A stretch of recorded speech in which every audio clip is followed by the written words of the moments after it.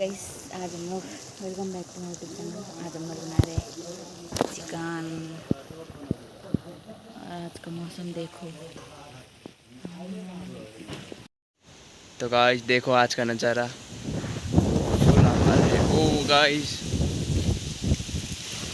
देखो गाइस, इस मौसम में हम ये खा रहे हैं चाय।